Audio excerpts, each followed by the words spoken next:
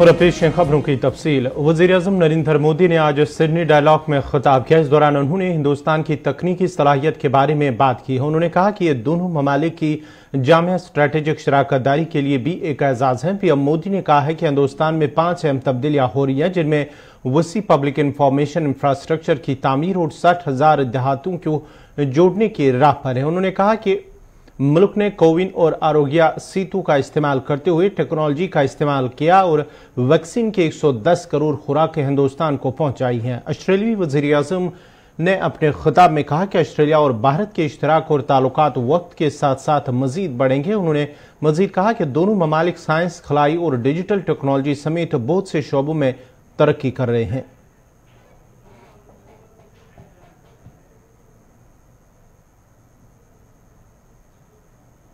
We are building the world's most extensive public information infrastructure.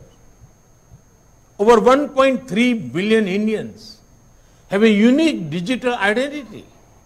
We are on our way to connect 600,000 villages with broadband. We have built the world's most efficient payment infrastructure, the UPI. Over 800 million Indians use internet. 750 million are on smartphones. We are one of the largest consumer of data per capita and have one of the cheapest data in the world. 2, we are transforming the lives of the people by using digital technology for governance, inclusion, empowerment, connectivity, delivery of benefits and welfare. Everyone has heard of India's financial inclusion, banking, and digital payment revolution. Recently, we have used technology to deliver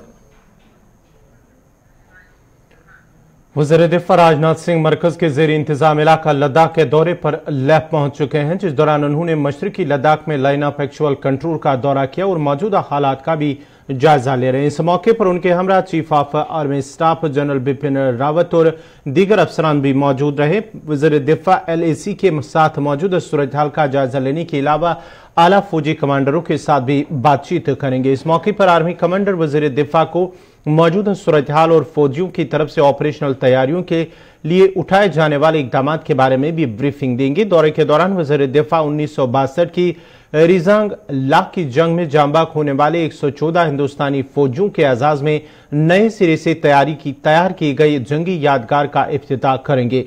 war memorial इन 20 हिंदुस्तानी फौजियों की याद में भी मनाएगा जो पिछले साल मशरकी लद्दाख की वादी गलवान में PLA के साथ झड़प में जांबाक हुए थे। मजीद तफसीलात के लिए सीधा चलते हैं लद्दाख। हमारे पास फोन लाइन पे हमारे साथ जुड़ चुके हैं मोहम्मद इसाक। इस हवाले से अगर हम बात करेंगे वज़ीर दिफा का लद्दाख दौरा, क्या कुछ दौरे का खास मकसद है? LAC के साथ जो मामलात है चीन और भारत के, उसके अलावा क्या कुछ प्रोग्राम है आज वज़ीर दिफा का?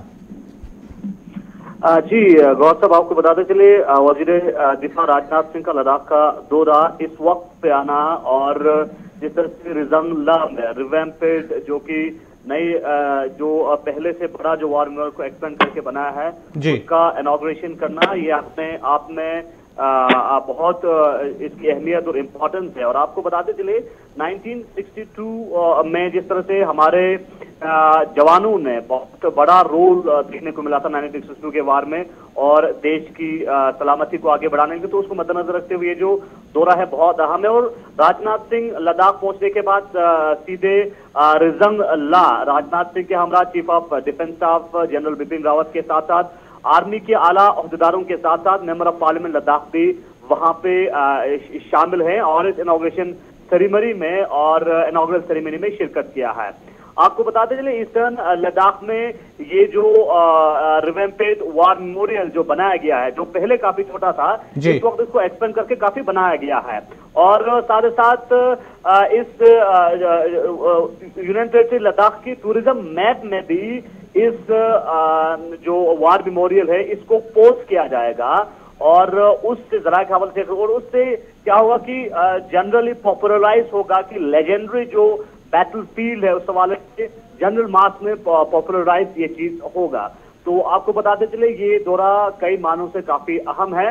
और दूसरा उन फौजियों के लिए, उन शहीद जवानों के लिए, वॉर वेटरन्स के लिए के सम्मान के लिए ये जो वॉर मेमोरियल का इनॉग्रेशन कर रहे हैं। और साथ ही साथ चीफ ऑफ डिफेंस स्टाफ भी वहां पे रहेंगे, आर्मी के आला ओहदेदारों के साथ भी बातचीत करेंगे और राजनाथ सिंह जो है आर्मी के आला ओहदेदारों के साथ बातचीत करके ग्राउंड जीरो पे इस वक्त जो स्थिति है, सिचुएशन है, उस हवाले से भी रिव्यू लेंगे। क्योंकि आपको बताते चले हार्ड क्लाइमेट कंडीशन में जिस तरह से आर्मी के लिए बहुत नए टेक्नोलॉजीज इस्तेमाल करके और खासकर जो कनेक्टिविटी के हवाले से फैसिलिटीज पहुंचाने की कोशिश किया जा रहा है और उसका भी जायजा ग्राउंड जीरो पे। बहुत बहुत शुक्रिया मोहम्मद इसाक आपका। ये थे मोहम्मद इसाक तफसीलात फराहम करे थे लद्दाख से, जहां पर आज वज़ीर दिफा राजनाथ सिंह लेह पहुंच चुके हैं, जहां पर वो रिजंग ला पर वार मेमोरियल का इफ्तिताह करेंगे और फौजी जवानों को खराज अकीदत पेश करेंगे। 114 फौजियों को एजाज में नए सिरे से तैयार की गई जंगी याद का भी इफ्तिताह करेंगे और साथ ही साथ वार मेमोरियल उन 20 फौजियों को की भी याद में मनाएगा जो पिछले साल मशरकी लद्दाख की वादी गलवान में PLA के साथ झड़प में जांबाक हुए थे।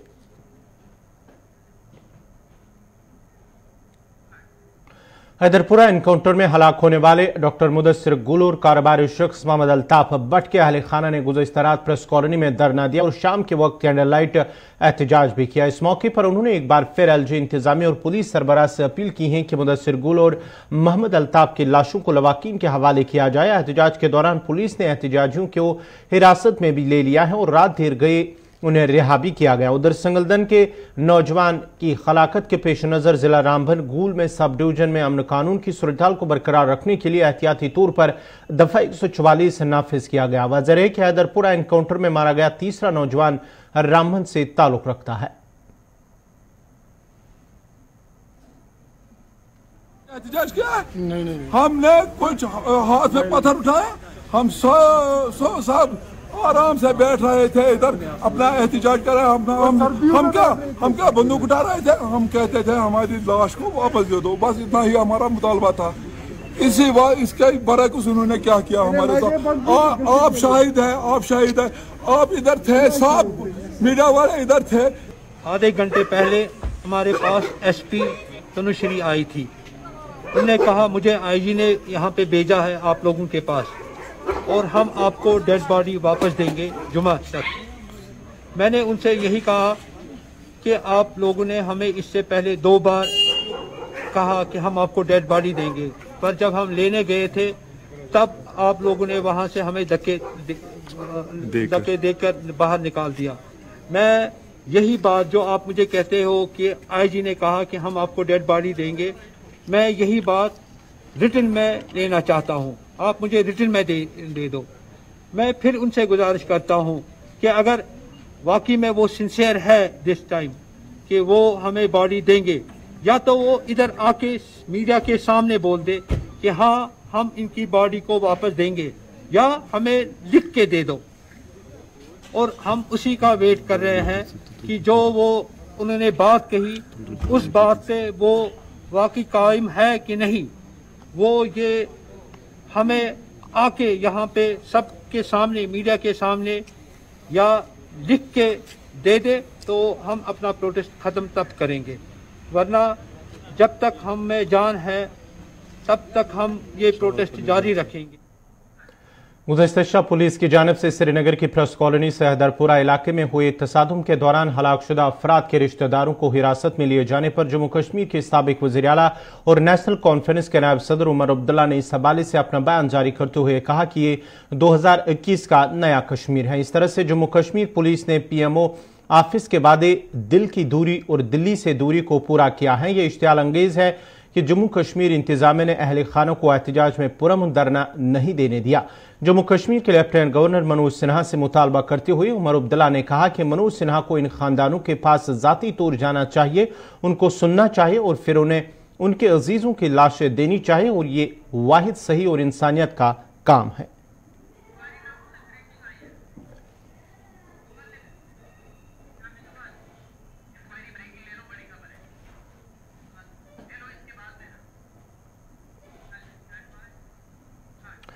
कांग्रेस लीडर सलमान निजामी ने भी हैदरपुरा मामले पर गैर जानिबदाराना तहकीकात का मुतालबा करते हुए लाशें लवाकिन के सुपुर्द करने के LG इंतजामिया से मुतालबा किया है।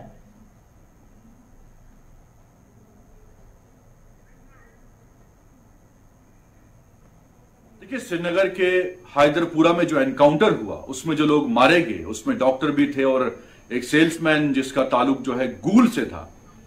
उनकी फैमिलीज ने ये बात मानने को इनकार किया है कि वो किसी मिलिटेंट एक्टिविटी में मुलविस थे। ये बात नहीं है, क्योंकि हमने शोपियन का एनकाउंटर भी देखा जिसमें राजौरी के कुछ नौजवानों को जो है मारा गया, और उसके बाद जब हमने वो मसला उठाया ये साबित हुआ कि वो बेकसूर थे। और DSP दविंदर सिंह की गिरफ्तारी के बाद यह भी साबित हुआ कि किस तरीके से उसने खुद एक्सेप्ट किया कि उसने अपने टेन्योर में कई बेकसूर कश्मीरी नौजवानों को एनकाउंटर के जरिए मरवाया अपने स्टार्स और अपनी रैंक्स को बढ़ाने के लिए। इसलिए मैं गवर्नर इंतजामिया से यह अपील करना चाहता हूं कि जो हैदरपुरा में एनकाउंटर हुआ उनकी फैमिलीज को इंसाफ मिलना चाहिए, इस पे इन्वेस्टिगेशन होनी चाहिए। और शक यहां होता है कि रातों रात जल्दबाजी में उनकी डेड बॉडीज को क्यों दफनाया गया, फैमिलीज को डेड बॉडीज क्यों नहीं हैंडओवर की गई। मासूम बच्चे जो हैं वो रो रहे हैं, चिल्ला चिल्ला के कह रहे हैं कि हमें अपने वालिद का चेहरा भी देखने को नसीब नहीं हुआ। ये जुल्म है। इसलिए हम ऑनरेबल गवर्नर से दरखास्त करते हैं कि इसको थॉरोली प्रोब किया जाए और जो कसूरवार है उसको सजा होनी चाहिए। चलिए, एनकाउंटर के हवाले से, हैदरपुरा एनकाउंटर के हवाले से जहां प्रूफ का मुतालबा किया जा रहा है सियासी लीडरान की जानिब से, उसके बाद ही LG की जानिब से एक ट्वीट किया गया है जहां पर हैदरपुरा एनकाउंटर पर मजिस्ट्रियल इंक्वायरी का हुक्म जारी किया है। ADM की निगरानी में तहकीकात होगी। LG मनोज सिन्हा की जानिब से इस हवाले से ट्वीट किया गया है। LG इंतजामिया के ऑफिस से ये ट्वीट किया गया है जहां पर हैदरपुरा एनकाउंटर पर मजिस्ट्रियल इंक्वायरी का हुक्म जारी किया गया और कहा गया है कि ADM की निगरानी में ये तहकीकात होगी। हुकूमत साफ और शफाफ तहकीकात को यकीनी बनाएगी, ये कहा गया है, और मामले में मुनासिब कार्रवाई करके वक्त पर रिपोर्ट भी पेश की जाएगी। इस सिलसिले में LG इंतजामिया की जानिब से ट्वीट किया गया है जहां पर मजिस्ट्रियल इंक्वायरी का हुक्म जारी किया गया और ADM की निगरानी में ये तहकीकात होगी और टाइम बाउंड तक जो है रिपोर्ट पेश करके जो कसूरवार होंगे उनके खिलाफ सख्त कार्रवाई की जाएगी।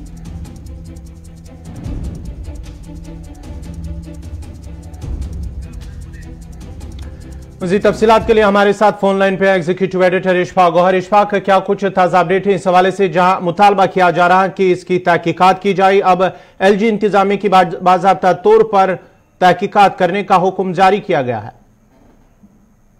बिल्कुल जी, बड़ी खबर इस वक्त यही आ रही है कि हैदरपुरा जो एनकाउंटर है उसको लेकर सरकार ने टाइम बाउंड मैजिस्ट्रियल इंक्वायरी, ये दो जुमले, दो अल्फाज जो है बड़े इंपॉर्टेंट है, टाइम बाउंड और मैजिस्ट्रियल इंक्वायरी, इसके आदेश दे दिया है, इसका हुक्म जो है वो हो गया है। और ये साथ साथ कह दिया गया है लेफ्टिनेंट गवर्नर साहब की तरफ से कि इंश्योर किया जाएगा जी किसी भी तरीके से किसी भी आदमी के हक तलफी ना हो, there is no injustice, there should be no injustice, ये बात जो है वो इस ऑर्डर के अंदर जो कही गई है। और सरकार की तरफ से ये साफ कर दिया गया है कि इस पूरे मामले पर टाइम बाउंड यानी मुकर्ररा मुद्दत और वक्त के अंदर और मैजिस्ट्रियल लेवल यानी एडीएम के office additional district magistrate rank का ऑफिसर होगा जी जो हैदरपुरा एनकाउंटर के मामले पर तहकीकात करेंगे। और बाज़ाब्ता तौर पर ये फैसला थोड़ी देर पहले लेफ्टिनेंट गवर्नर के दफ्तर से जो है वो लिया गया है। और ये बड़ी डेवलपमेंट होगी इस मामले पर, क्योंकि cutting across the party and political lines, national conference हो, पीपल्स डेमोक्रेटिक पार्टी हो, कांग्रेस हो, अपनी पार्टी हो, सिविल सोसाइटी के लोग हो, बार एसोसिएशन हो, लगातार हर एक ये मांग कर रहा है कि इसकी तहकीक होनी चाहिए और तहकीकात के बाद ये पता लगना चाहिए कि आखिर पूरा मामला और माजरा है क्या। लेकिन अब ये साफ हुआ है, लेफ्टिनेंट गवर्नर ने अपने ट्वीट में इस बात की जानकारी दे दी है। अभी थोड़ी देर पहले उनका ट्वीट भी अब सामने आया है कि हैदरपुरा मामले पर मैजिस्ट्रियल इंक्वायरी के ऑर्डर्स जारी कर दिए गए हैं। इशफाक, आपसे जानना चाहेंगे, एक तरफ अब जो है फैसला हुक्मनामा जारी किया गया है कि मैजिस्ट्रियल इंक्वायरी होगी, दूसरी तरफ से लाशों के हवाले से क्या कुछ इस हवाले से कुछ तफसीलात आई हैं कि क्या इन्हें घर वालों को, लवाकिन को लाशें दी जाएंगी?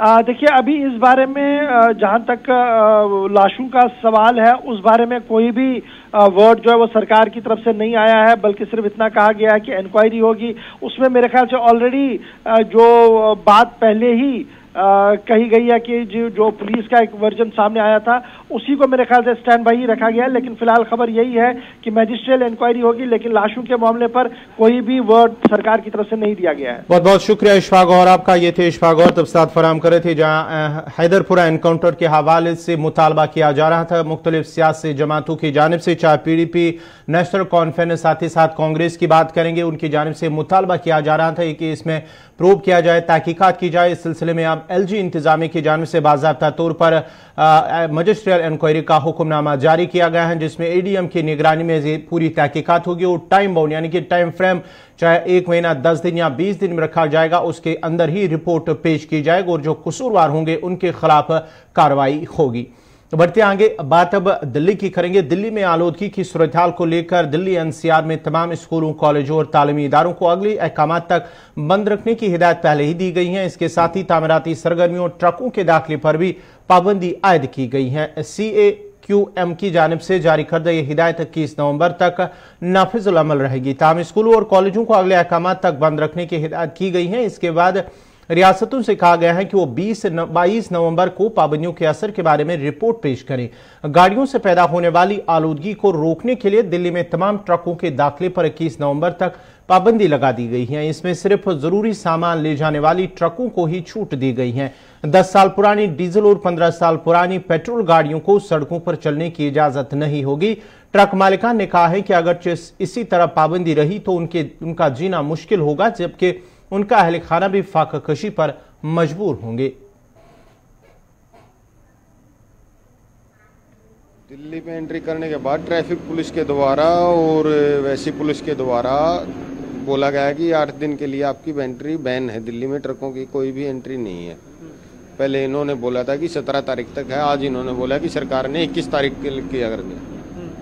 तो अब हमारे तो ड्राइवरों के फोन आ रहे हैं, गाड़ियों खड़ी कर करके वो घर जा रहे हैं, कह रहे हैं जी पहले की तरह लॉकडाउन ना लग जाए, हमारी तो गाड़ियाँ ही खड़ी हो जाएंगी। ऐसे काम धंधा वैसे ही नहीं है कोरोना करके पहले से ही। इन गाड़ियों की कहाँ से किस्त देंगे, कहाँ से इंश्योरेंस बनवाएंगे, कहाँ से इनके परमिट उठाएंगे, कुछ भी नहीं हो पाएगा ना ऐसे। तो बस समस्याएं तो बेसिकली यही हैं कि जी अगर गाड़ियाँ खड़ी होंगी तो ट्रांसपोर्टर कहाँ से खाएगा और कहाँ से किस्त भर देगा उनकी। कोई ना तो सरकार कंज्यूम दे रही है उनको कि कोई भी आपको कंसेशन दे दिया। सरकार ने पहले कोरोना के टाइम बोला था कि आपकी जो फिटनेस है, जो टैक्स है, इनको हम वैलिड रखेंगे और कोई पेनल्टी नहीं लगाएंगे। अब जब हम गाड़ियों का टैक्स भरने जा रहे हैं, परमिट उठाने जा रहे हैं, जो 1 साल से कोरोना के टाइम से टूटे हुए थे, उनके ऊपर पेनल्टी लगाई जा रही है। वैसे तो गवर्नमेंट बोल देती है कि हमने कर दिया, लेकिन जब अथॉरिटी में जाते हैं वहाँ कहते हैं हमारे पास ऐसा कोई भी रिटर्न में नोटिफिकेशन कुछ भी नहीं है हमारे पास। तो परेशानियां तो हैं ही। वैसे पॉल्यूशन तो दिन पे दिन खराब होता जा रहा है और लगता नहीं कि कोई भी कुछ कर रहा है सिवाय झूठे आश्वासनों के और अपने एडवर्टीजमेंट से पेपर भरते जाते हैं। उसके लिए तो बजट है और पॉल्यूशन में कुछ भी करने के लिए इनके पास कुछ भी नहीं है, न टाइम है। तो बिल्कुल इतना गुस्सा आता है कि हम क्या करें। आजकल इतना ज़्यादा पॉल्यूशन है कि गले में एकदम खराश हो रही है और आंखों में चिरमिराट पतंगे की तरह लग रहे हैं।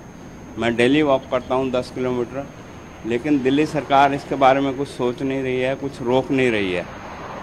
और गाड़ियाँ बंद करनी चाहिए डीजल पेट्रोल वाली। जो पराली बाहर से आ रही है पंजाब से या हरियाणा से, उन्हों पे रोकथाम करनी चाहिए और पानी का छिड़काव या और सफाई रखनी चाहिए। स्कूल कॉलेज ये कुछ दिन के लिए बंद करने चाहिए, सरकारी ऑफिस ये बंद करने चाहिए। दिल्ली तो एकदम से गैस का चैम्बर हो गया है, सांस लेना यहाँ बहुत मुश्किल हो गया।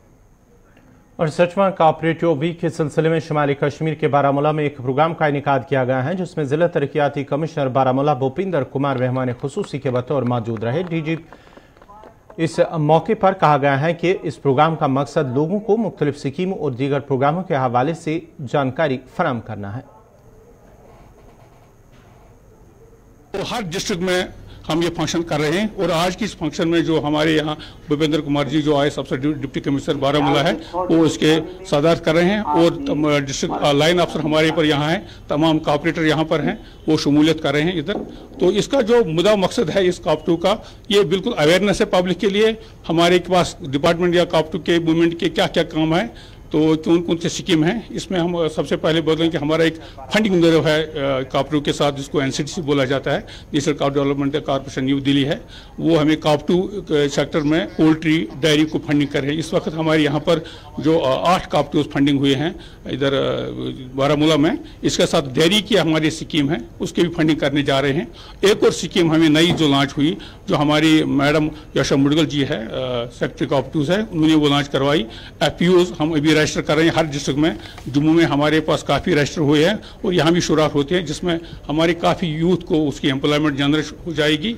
और हर इंशाल्लाह उम्मीद है कि यहाँ की जो एम्प्लॉयमेंट जनरेट हो के गुर्बत का खात्मा हो जाएगा। कॉप2 यही है कि हम गुर्बत को खात्मे के निकले हैं, लोगों को आगे आगे आना चाहिए, इनको रजिस्टर करनी चाहिए। ये कॉप2 जो है तारीख है और इसके लिए हमारी जो ज़ाती ज़िंदगी पर मतलब पीने के साफ पानी की अदम दस्तियाबी की शिकायत करते हुए बदरवा के चिनारा इलाके के लोगों का कहना है कि वो पीने के साफ पानी से महरूम है, जिस दौरान उन्हें लंबी मसाफत तय करके पानी लाना पड़ता है, जिसकी वजह से उन्हें मुश्किलात का सामना करना पड़ता है, जबकि कभी कभार वो आलूदा पानी इस्तेमाल करने पर भी मजबूर हो रहे हैं। लोगों का कहना है कि अगरचे बार बार इंतजामी और महकमे जल शक्ति की नोटिस में भी लाया गया कि इलाके में पानी की दस्तियाबी को मुमकिन बनाया जाए, ताहम आज तक लोगों के मुश्किलात दूर नहीं किए गए। ये बड़ा पुराना डैल था, इसमें माल मवेशी आकर पानी पीते थे और मतलब ये अपने कपड़े वगैरह भी यहाँ पर धोते थे। कभी कभार ये अपना वज़ू वगैरह भी यहाँ करके अपना ये नमाज वगैरह मतलब पढ़ते थे, क्योंकि इनको पानी की बहुत तंगी है जनाब यहाँ पर। तो ये महकमा ब्लॉक ने इन पर बड़ी मेहरबानी की, इनके लिए मतलब 80,000 रुपया सैंक्शन किया जनाब। ये 80,000 का डैल है। तो जनाब ये पोजीशन है आपके सामने है, इन्होंने डैल बनाया लेकिन ना पौड़ी बनाई, ना यहाँ माल पानी पी सकता है। बेगम अस गस आब आबच वारा प्रॉब्लम। अस आब सुबह पेवन 4 बजे अगर रोद तद पेवन नुन तो ना वारा दूर पे 3 दोहन रोदुक आब कर जमा तो चेवन। जिला पुंछ की तहसील मंडी के लोगों ने शिकायत की है कि डाक बंगलों के आसपास कूड़ा करकट और गंदगी के ढेर जमा होने से आम लोगों को चलने फिरने में मुश्किलात का सामना करना पड़ता है। लोगों का कहना है कि एक तरफ स्वच्छ भारत अभियान का नारा दिया जाता है तो दूसरी तरफ इंतजामिया और मुतल्लिका महकमे की लापरवाही आया होती है कि लोगों का कहना है कि कूड़ा करकट जमा होने से न सिर्फ आम लोगों को चलने में दिक्कतें पेश आ रही हैं बल्कि वबाई अमराज फूट पड़ने का भी खदशा लाहक है। उन्होंने अब जिला तरक्याती पुंछ से मुदाखलत की अपील की है। बंगलो जो है नजदीक है, वो बहुत ही परेशानी होती है। यहाँ वक्तन फक्तन सियासी कोई जलसा हो या सियासी कोई मीटिंग हो या गैर समाजी गैर जमाती मीटिंग हो, यहाँ डाक बंगले में बैठने के लिए, तो यहाँ तो बहुत गंदगी का कूड़ा करकट जो है इकट्ठा हुआ। मैं इंतजामिया से, खासकर डीसी पुंछ से और खासकर महकमा PWD से कम अपने घर को तो साफ सुथरा रखा जा सकता है। यहाँ तो चलो मर्द हजरात कहीं भी जाके दरिया के किनारे आगे पैसे रफाए हाजात कर सकते हैं, लेकिन हमारी मस्तूरात माएँ बहनें जो यहाँ आती हैं उनके लिए कम से कम क्या महकमा रूरल डेवलपमेंट या महकमा PWD के पास इतनी ताकत नहीं है कि वो एक टॉयलेट बाथरूम फैसिलिटी जो है यहाँ वो बस स्टैंड के नजदीक जो है वो मुहैया करवा सकें लोगों को। मेरी नजर में तो यही कहूंगा कि ये हमारे ऑफिसरान की कमजोरी है, ऑफिसरान को देखना चाहिए।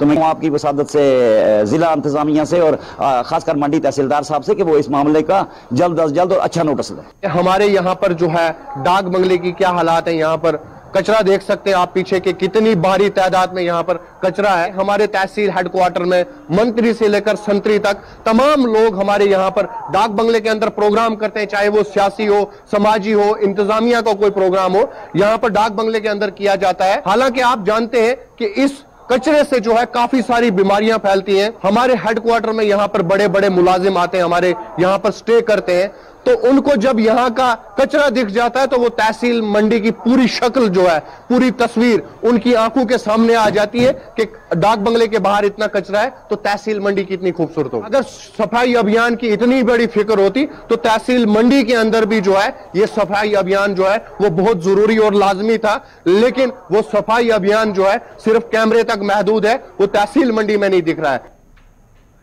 इसी के साथ ही अभी तक का उर्दू खबरनामा इख्तिताम पजीर हुआ चाहता है। अपने मेजबान गौहर कुचे को इजाजत दीजिए। अल्लाह हाफ़िज़।